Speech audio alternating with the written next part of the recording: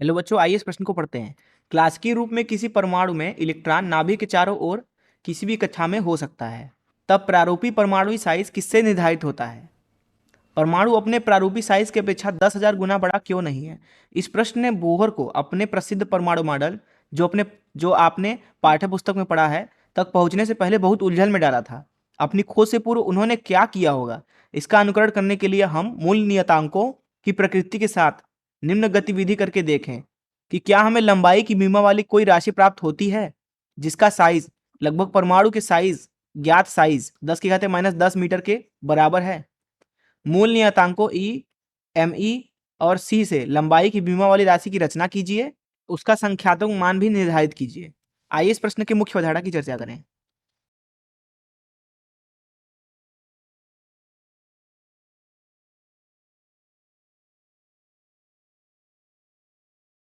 दरअसल रदरफोर्ड ने हमें परमाणु का मॉडल दिया हुआ था कुछ इस तरीके से। नाभिक है केंद्र में जिसके ऊपर धनावेश है, इलेक्ट्रॉन उसके चारों तरफ घूम रहा है। इसी जैसा परमाणु मॉडल जो है बोर ने भी हमें दिया था।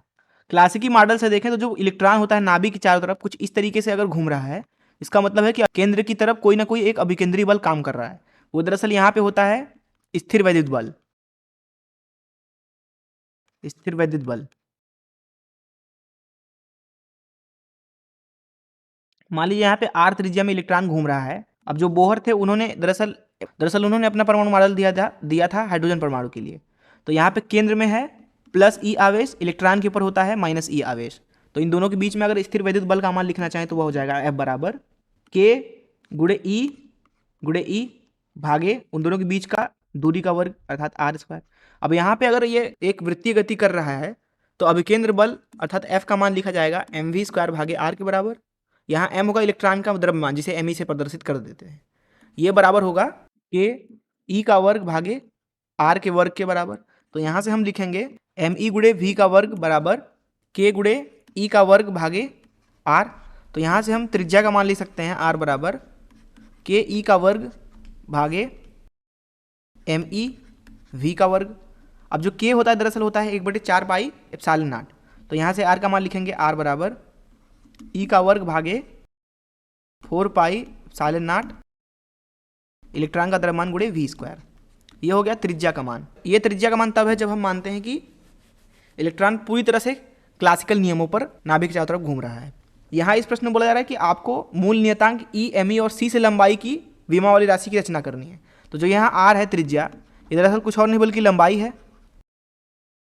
तो अब यहाँ पे अगर हम, क्योंकि यहाँ पे v का मान नहीं पता है, तो अगर हम लंबाई की विमा वाली राशि लेना चाहते हैं तो हम l ले सकते हैं। l का मान ये r के बराबर, लेकिन अब v के स्थान पे c रख दें तो ऊपर हो जाएगा e² भागे नीचे 4 पाई एप्सिलॉन नॉट गुणे me गुणे c का वर्ग। और अगर इसका मान हम निकालना चाहते हैं, क्योंकि यहाँ पे दिया गया है कि इन्हीं मूल नियतांकों का इस्तेमाल करके लंबाई का राशि ज्ञात करनी है, तो राशि हमने ज्ञात कर लिया। ये हो गया आपका राशि।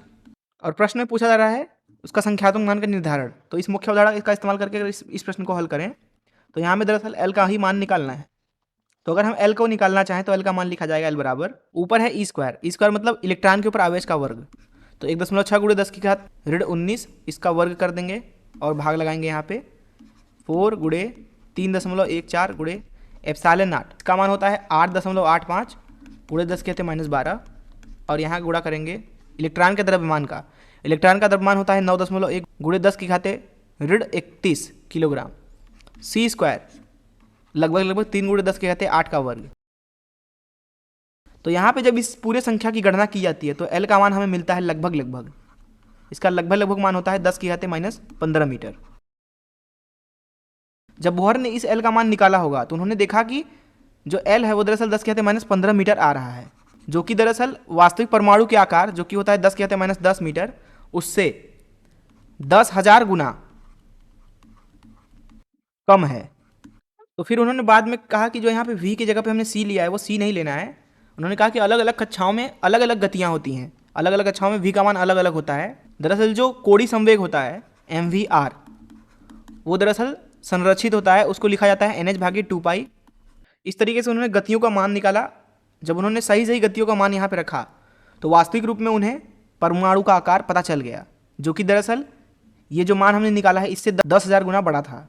फिर सारे समस्याओं का हल उनको मिल गया। मैं आशा करता हूँ कि आपको इस प्रश्न का हल जरूर समझ में आया होगा। धन्यवाद।